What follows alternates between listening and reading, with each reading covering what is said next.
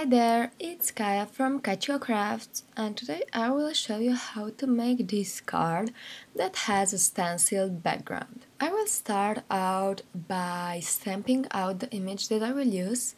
I decided to go with the watercolor paper because I will be using Zig watercolor markers to color this flower in.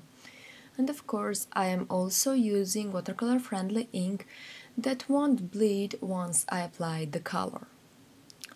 I am using my Misty so I can stamp it twice, and once I am happy with the result, I can start coloring. I will have my flower yellow, so I will just put the color down first and then spread it around with this water brush that you can see on the right hand side. I decided to use a brown color to make my yellow even deeper. So I will always put down the yellow first and blend it out, and then use brown and blend brown out with yellow, and then just blend yellow out again. And this is the color I really like, so I will just make sure that I do this on every single petal. And if I think that I have too much color or water on my brush, I will just brush it to this paper towel that you can see on the right. This helps me control the amount of color that I get in the image.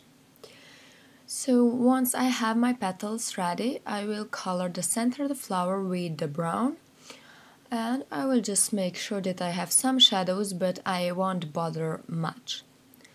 Then I will use green for this bottom part of the flower, and these are quite small areas, so I will just make sure that I have everything colored, but I won't do much of the shading.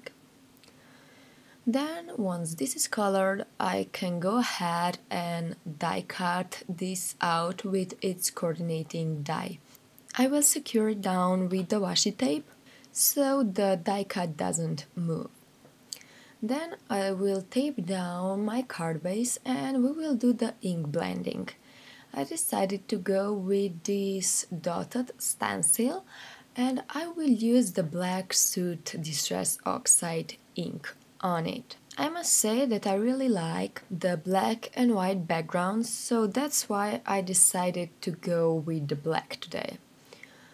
So as you can see, I will make sure that I cover the stencil really good, so I will go back and forth between the ink pad and the stencil a lot of times, and I will make sure that I get the ink even on the tiniest dots that I have on the stencil, just so I will get the even coverage over it all.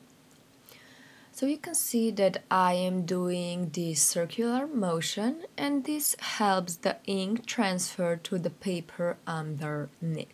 And because I am using Distress Oxide that are really creamy, you can see that I get this blending without any problem at all.